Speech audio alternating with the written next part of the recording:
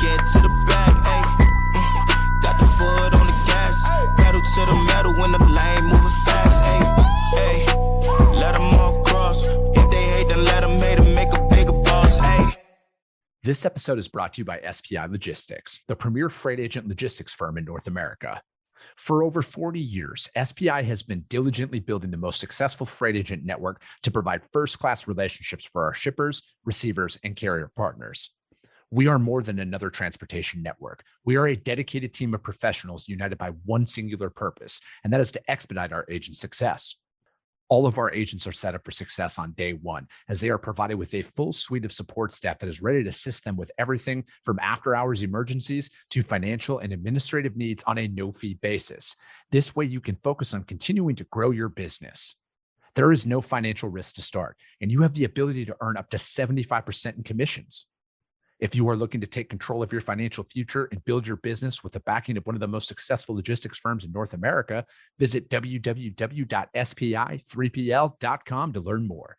Do me a favor and let them know that the Freight Coach sent you. What is up, ladies and gentlemen? We are back. We are live. It is the Freight Coach Podcast, the top podcast in transportation, coming to you guys every single weekday, 8:30 a.m. Pacific, 10:30 Central, to break down some industry headlines. But most importantly, you guys provide some actual insight into what you can do with all of this information. If this is your first time tuning in, welcome. This is the real side of freight, ladies and gentlemen. And I say that before every single show. And what I mean by that is I only speak with transportation professionals, because at the end of the day, you guys, I want to talk to the right individuals who have done what you're looking to do or who are currently doing what you're trying to achieve, so you can take that information, apply it, utilize it, and see a meaningful difference in your business and your life. Happy Thursday, everybody. And today's guest truly embodies all of that, right? Like it's very rare that I get to talk to somebody who has been on multiple sides of the industries, grown, excelled at all of that, and just genuinely eats, sleeps, and breathes transportation. So with that being said, I have my good friend, the VP of Carrier Experience at Truckstop, Mr. Todd Waldron, on the show today. Todd, thank you so much for joining me, sir. Chris, what's going on, man? It's good to be here. I appreciate it. No, dude, I'm pumped to have you here. And, especially now with, I'm excited for what you got going on here at Truckstop as well. But, to kind of give a little refresher out there, man, how'd you get your start in transportation, man? Like, what brought you into trucking? Yeah, absolutely. So I got my start out of college at C.H. Robinson. So I went to school at Minnesota State University, Mankato, business degree.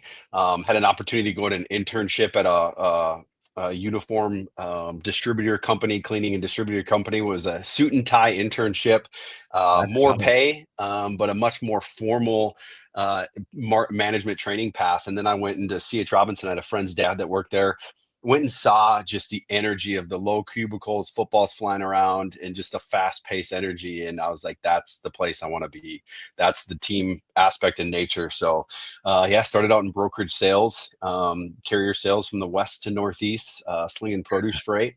Cut my teeth in that, and then did some account management and some other things there. And that was really the catapult into a great, 16-year career.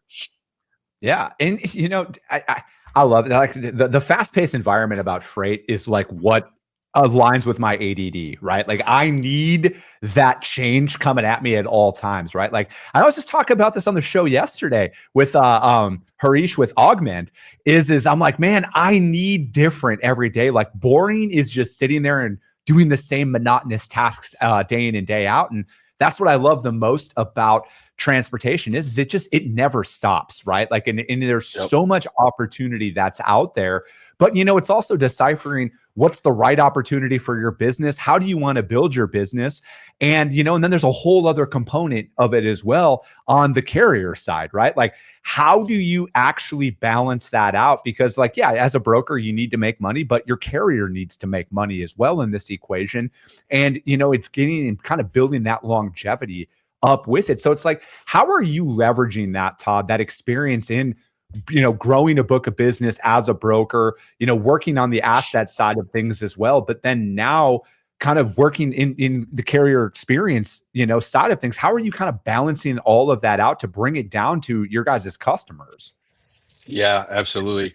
I mean, tied to those 2 points together that you made is one, the diversity of experience available in transportation. And so, like, Mhm. as the foundation, being able to start at the best freight transportation brokerage and learn what building solid carrier relationships look like versus old school brokerage that seem to be a lot looser in relationships and accountability, and so see that company that really pioneered a lot of that, the way they handle relationships.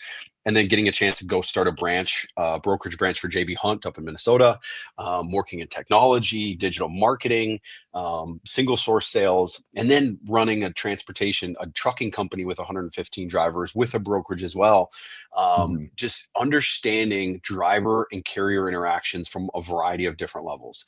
And even below that, understanding the individual people and drivers' behaviors, needs, desires, wants, and how they like to interact with their carrier company and also with brokerages and shippers, just sets the foundation for now being able to step into a technology facing company and role at a long-standing company like Truckstop, and to be able to apply that to how we learn, develop, and innovate our technology across our platforms.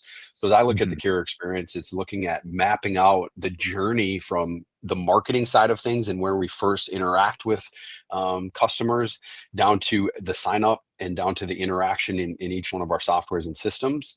Mhm.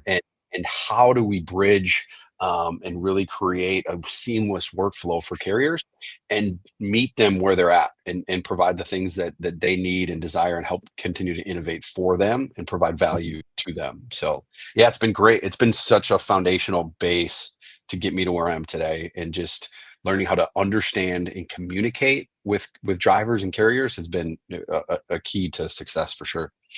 Yeah, it's, I feel like as a broker at times, and I know I'm guilty of this, right? Like, I feel like we make it way harder on ourselves than we truly need to at the end of the day. You know what I mean? And especially when it comes to that carrier relationship. And, when the market shifts next, there's going to be an onslaught of content out there from the broker community about how we need to focus on relationships and relationships. And it's like that's not necessarily happening right now from their perspective. They're not necessarily thinking about the long term. And I'll always use myself as an example. I didn't always think about the long term when I was, building a book of business. I was more like, how do I get as much money as I possibly can today and not even think about tomorrow? And now, as a business owner, though, I need revenue 12 months out of the year. And I want to create as much stability as humanly possible in an unstable industry that is transportation. There's so much stuff that is up, out there, whether it's weather, traffic, breakdowns, delays, all of this stuff that can hit you. But it's like, how do you create stability? And for me, it is truly utilizing in-network carriers. It's finding them where they want to run as opposed to where I want them to run for me. But most importantly, setting them up for success. For me, it's like, I've never received a bill of lading from a shipper that didn't have weight, commodity, piece counts, load requirements, addresses. I've never had any of that happen. And if you have, I can't speak to that. But from my perspective, I want to give my drivers everything that I have, because that's going to set them up for success. And if they're set up for success, ultimately my customer downstream is going to want to continue to work with me, because there's none of those small hiccups that I feel like are truly inexcusable as a broker. Yeah, absolutely. And it's as you look at the foundation of those relationships, the hardest thing in transportation and in freight brokerage particular is managing the competing priorities. So we have the shipper's priorities, we have the carrier's priorities, and then we have our own internal priorities. Yeah. Whether it's the compensation structure and how we incent and motivate profitability or margins, or other things happening within the business as far as the amount of resources and time we have to put against shipment coverage. And so as you balance all of those priorities, it gets incredibly difficult to do the right things for the long-term success of the organization. And so Mhm. often we get hung up in short-term priorities and short-term profitability and short-term margin success and load success, that we forget that giving up a little bit today will really result in a lot stronger, better success Yeah. and sustainability as an organization. And so as we get stuck in this rut of the chaos of operations and things that are happening and moving the freight and the next thing that hits your desk, it's difficult to step back and engineer this process and operations, as well as the relationships and margin negotiation that can really impact negatively the relationships that we have with carriers. And so it's like stepping back and saying, where do I want to be in a year as a broker, and what's the decision in the moment that my team and individuals need to understand that leads to that. The hardest thing people coming into transportation brokerage struggle with is that there's no black and white. It's all gray. And you can say, yes, cover that load with that carrier today. Tomorrow they go and do the same thing or what looks like the same decision. And you said, no, we should have done this because X, Y, and Z. So it feels like this constant moving ball, but there's multiple things that impact that decision and make it different day in and day out. How are you out there assessing, the carriers that you work with, and because it's like for me, it's, I understand what you're saying, like if you're always winning, no matter what, as a broker, for example, and like you're refusing to take the necessary losses on loads at times, you might be giving freight back because, whatever, insert any excuse in there. If you're ever doing that, again, I feel like your days are numbered with your customers and your carriers, right? Like you truly need to look at it as like, hey, at the end of the day, you're going to have to take some L's to service the account that's out there. Because if you quoted a load wrong, it's not your customer's fault. At the end of the day, that's on you. You need to take that accountability that comes along with it. But from a successful carrier relationship that's out there, and because I'm convinced it's a market shift is going to happen way sooner than later. And especially with a lot of legislation that's being passed right now, it's all to be determined. But I think like there could be a bullwhip effect that's going to be happening sooner than later, depending on how far people push it. So how have you navigated a successful carrier relationship through a market shift? Yeah, great question. I think the first thing is understanding the expectations of your customer, the shipper, and your carrier that you interact with, and what are their expectations, the way they behave in a market. Just because a carrier operates out of the last minute spot market and gets the highest spot rates and tends to feel like they're gouging you in a tight market doesn't mean that they're a bad person or a bad carrier. They just have a certain place that they're gonna fit in. So I'm not going to take it personally, but I know that that's how I'm going to interact with them. So there's carriers that can be great service providers and they provide a good on-time service, but yet they wait for the higher rates. And that's just the way they want to manage their business. And so then the other might be someone who's desired to have a long-term contractual or handshake agreement as to the rate in lanes that they're going to run for you. And so you want to have them in your routing guide and relationship tool as such. And so it's really about understanding where are your boundaries of that you will not work with. So you define those in a tool like RMIS, where you can sit there and set your minimum requirements or boundaries. And then you have your exception categories of, okay, in certain situations, we're able to accept this level of requirement. And then you have your strong regular carrier base that you work with. And so it's really about coming at that strategically and not and knowing what the boundaries is so that you can communicate and articulate that to your team. The struggle becomes if you draw hard lines and hard no's in the process without the proper escalation approvals, and also explaining the why behind it to your people brokering and building the carrier relationships. And so as the market and industry shifts and changes, I think it's about having those conversations with your carrier in preparation for that and saying, I want to understand before the change happens, what's this relationship supposed to be to you? What do you expect from it? What do you desire it to be? And so we can set those expectations. Then as the market shifts, and if you get burned, same goes with the shipper relationship. If you get burned and someone doesn't live up to those expectations, then you learn from that. But it's giving people a chance. It's the fool me once, shame on you, fool me twice, shame on me scenario. That's like, don't not trust people, give them a chance, trust them with the reasonable information you have, and then communicate when expectations might not be getting met. Yeah, and I mean, you guys put out a study here. This came out pretty much right before the TIA conference, and trust. I'm bringing it up because it is kind of like trust is the literally top priority for brokers that were out there. And from your guys' press release here, Kendra Tucker, your guys' CEO, said, we understand the critical balance that brokers have to strike between speed and security in today's freight market.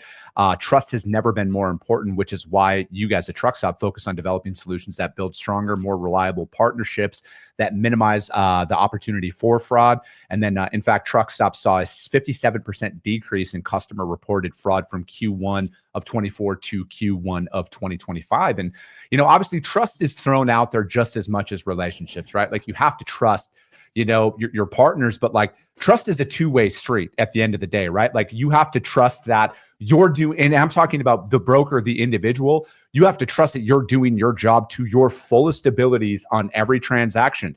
Calling ahead to the shippers, verifying the product's ready, calling ahead to the receiver, verifying that they have the right equipment to offload it, that they're expecting the freight, doing your job to set your carrier up for success. Because at the end of the day, no matter how you want to spin it, they are a direct reflection of you as a provider to your customers. So why wouldn't you go above and beyond to kind of build that up? And I understand there's a whole other side to this equation, but we're not here to talk about that. We're here to talk about you holding yourself accountable to do your job to ensure that you're setting all parties up for success. Yes, absolutely. And going above and beyond to do that. And it can be a challenge when business priorities are making it difficult to do the little things that's strong service related, but taking that extra step and initiative to check the boxes and make sure that you're double confirming whether it's pickup numbers or appointments, or making that a red carpet experience for the carrier. But the other aspect is how you react when something goes wrong, or you mess up, or you make a mistake, and how you handle that. Do you run and hide, avoid the carrier, not answer the phone, try to just brush it under the rug, or blame somebody else?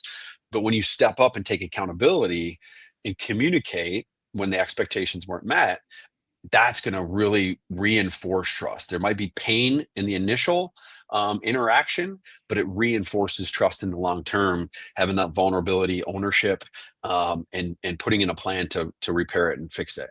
But yeah, you have to be putting your carrier relationships on par with the way you manage your customer relationships, because they're just as integral and important to the business and relationship. So with obviously fraud is it's rampant, right? Like it's all over the news, it's all over a bunch of stuff. But how are you guys working to help highlight the carriers who are doing the right thing? Because like you guys are working with carriers and brokers all the time, amongst others.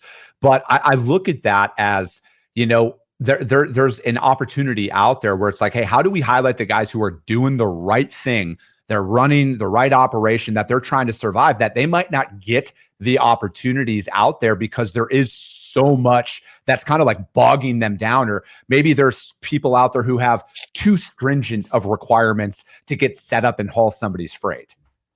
Yep.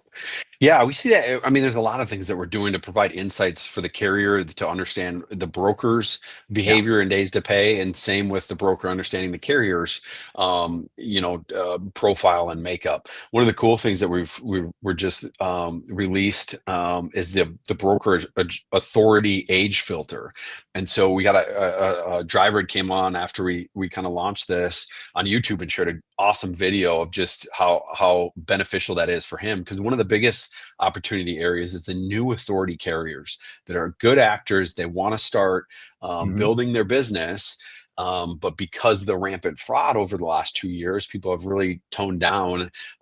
They feel like there's an increased risk with new authority carriers. So what we're doing is elevating the brokerage expectation to the carrier. And so now a broker can go in and enter their age authority filter. If they're an RMIS customer, it's defaulted to their RMIS settings.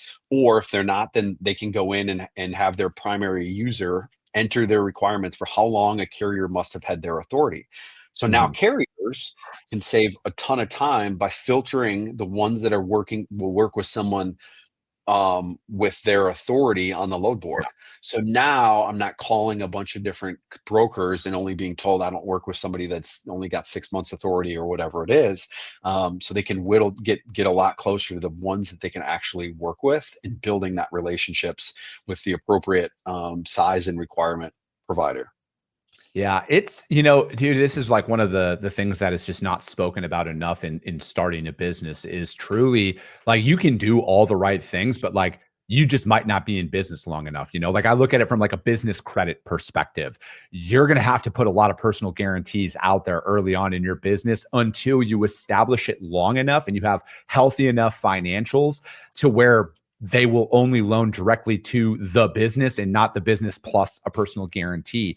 And you're going to be faced with that, and that's one of the hardest lessons that you're going to have to learn is sometimes it's not a knock on your abilities, your capabilities, but that's just how the system is. And it's not just trucking. This is business as a whole. You're going to have to jump through a lot of hoops because it is an inherent risk for anybody to set up a new vendor or provider on anything. And brokers, I want you to pay really, really close attention to this. Sometimes it has nothing to do with your abilities as a broker to shippers. They just do not want to take on the risk of setting up a brand new provider or a brand new vendor who might not be around in 6 months. It doesn't matter how healthy your financials are. There is a risk that comes along with it, right? And I'm bringing up a lot of this because I want to help people deal with like the personal effect of it because Todd, you know me pretty well. I can run hot at times, but at the end of the day, I understand that it's not Chris Jolly, the person that is being told no, it's the business, right? So it's like, it's kind of drawing that hard line in the sand, but it's also an opportunity for you to take these necessary steps. And there are companies out there like you guys who are helping these small carriers really try and separate themselves earlier on in the process to where you can get noticed faster. And, rest assured, not all brokers out there have a million hoops for you to jump through and that they're only going to use you one time, right? Like I, as a broker, and I measure our success by how many times we reload carriers, and if we find you out there and you're doing a great job for us, I don't want to change that, right? Like we're texting drivers that hauled freight for us last week, asking them about loads that we have going next week. Right? Like literally we have freight picking up on Monday. We're reaching out to these guys. We started yesterday. Hey, are you going to be in this area on this day? This is the load that we have. We can send it over to you right now. I want them to know that because there is a lot of freight that moves that is on the, that's behind the scenes, that doesn't necessarily make it out there and I want the people with the newer authorities to know about this because the right brokers are planning ahead. They don't want to go out there. Like if you're doing a good job for me, I want to go direct to you. I don't want to go and search for any other capacity out there. Yep. Absolutely. And it comes down to, it doesn't matter the size of the company, the number of trucks. That matters to a certain extent, but what matters is the intent and heart of the individual and the desire. And you can only get that through personal interaction via phone call or in-person visit. Zoom is great, but that's one of the risks with the increase of digital freight matching and digitization. It's a good thing and a positive, but we have to find unique different ways to engage relationally because just having a negotiation or even over email or digitized relationship is you can't get a feel for that individual you're working with, which is at the crux of the relationship. It's just talking to them on their phone, understanding their challenges, hearing the way they talk about their passion for moving freight and their intent in moving freight and what they care about and how they balance family versus work. Just that tells you so much more than any of the data that you're going to see from any of the data sources. And so a lot of times data can get misrepresented or disjointed. So understanding the context and the person behind it is such a great step in truly understanding, okay, am I willing to take on a numerical risk or what the numbers show as a risk because I have this additional pieces of information about this person. And so that's, that's what really helps just build this core foundational relationship. Yeah. And dude, I believe in just always picking up the phone, man. Like literally yesterday, my favorite feature that you guys have on your guys' load board is the views and shows like what carriers are actually clicking in on there because, I move some specialized stuff at the end of the day and it's not standard and it's the ability to call them just to vet them. Like we picked up a shipment this morning, needed a low boy with a winch, needed self-loading, self-offloading capabilities on this trailer. It's not exactly common, but on side of your guys's load board, you guys have the ability to put all of that information in there and the right carriers were clicking on it. And I was out there and to develop that. And then obviously I used it as, the truck search tool as well. Cause again, like I've never done this at scale, so it's like, I'm not going to tell my existing customer who I've been working with for 3 years now, hey, no, go find somebody else. I'll figure it out. Right. Like I had an idea for it, but that views thing, I honestly, man, I think that's one of the best features. It might be simple, and your guys' developers are like, come on, bro, really? That's it. But like, to me, seeing who it is, because like at the end of the day, man, I want to get that feel. I want to have a conversation with them. I want that carrier to know that, hey, I know what I'm talking about. I didn't just post this up. You know what I mean? Like, hey, let's have a real conversation, because I want to build that relationship over time. Are you running this lane often? Is this just a one-off move for you? Are you looking to be here all the time? Because that's how you develop all of this stuff. And then when you take this, and especially with specialized equipment, guess what I just developed, ladies and gentlemen? An ability to go develop more business inside of that vertical that not a lot of people are actually going after. And then when you have that carrier base that's out there that has the right equipment, they have the right capabilities to execute upon that freight, I'm going to go out there and develop more customers based off of that. So that's why it's like, for me, utilizing your guys' tool, it's a multi-pronged approach for me. It's not just posting it. It's like when you can get into that specialized equipment, or maybe it is a standard dry van or reefer load, and you're able to make an outbound call, have a conversation with that carrier, find out, hey man, actually I'm in St. George, Utah 7 times a week with, and multiple times. And these are the lanes that we turn. And then you can go and deliver that consistency to your customer, because ultimately that's what people want. They want consistent freight, whether it's the carrier or the customer. You want that consistency. And as a broker, you can utilize a tool like Truckstop to go out there and develop that. Yeah. Well, and that's such a benefit for the carrier too, because you build that relationship, and then the broker becomes your sales agent in a sense and selling for you. So you find somebody you trust, and that you can go to this as a true partnership and try to increase both of your books of business together. And so it's like, that's at the foundation of like this evolution of brokerage is people. And the building, where broker used to be taboo from both the shippers and the carrier's perspective, but now there's new tensions in this relationship, yes, but there's also a lot of great progress in the fact that once people get to know and understand and trust the motivations of the broker and get to know the humans, it's like that they're interacting with, that's who they do business with. You hear that often of people wanting to only work with a certain person. It's because that person's proven that they're going to be honest. They're going to do what they say they're going to do, and they treat each other with respect and work together.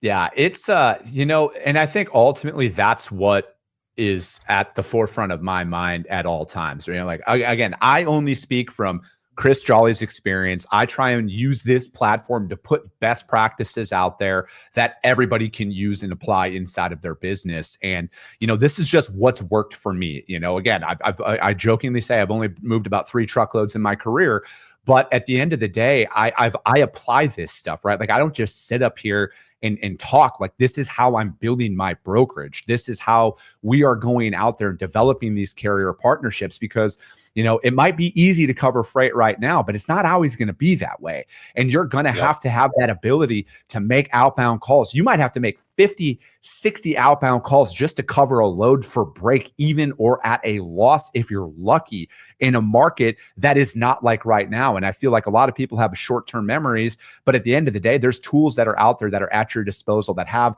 a list of carriers who are running the lanes and they have the right equipment type, and you need to maximize that, right? And I truly hope people take this time before it flips. From somebody who wants to see everybody succeed perspective, I hope you guys take this time to hone your skills in making outbound calls. From a competitor standpoint, I hope you don't. I hope you guys wait too long, and then I'm going to be in your customers' ear to get that freight at the end of the day. But Todd, I appreciate your time, man. I want to be mindful of it. We're already at that mark, and most of my listeners have day jobs just like you do. So how does anybody reach out to you to find out more about what you got going on? Yeah, you can connect with me on LinkedIn. Otherwise, Todd Waldron at truckstop.com or truckstop.com for our website. But yeah, I'd love to connect with people at the Broker Carrier Summit this week, TAPA next week, and then Freight Fraud Symposium the following week. So I'll be out and about and just love connecting with the different sides of freight and keep trying to make this industry improve and be more enjoyable. So I love it. Todd, thank you so much for your time. That's going to be it, ladies and gentlemen. If you can't find Todd for whatever reason, hit me up. I will gladly put you guys in contact with him and my friends over at Truckstop. But that is going to be it for today, ladies and gentlemen. As always, if you got value in what you heard, subscribe to the show, you guys. If you're feeling really ambitious after this one, which you should be, and you haven't ranked the show yet, rank it on iTunes and Spotify, because if you saw value, that's how your network's going to see value as well. I appreciate you guys. I love you guys, and we'll be talking to you soon.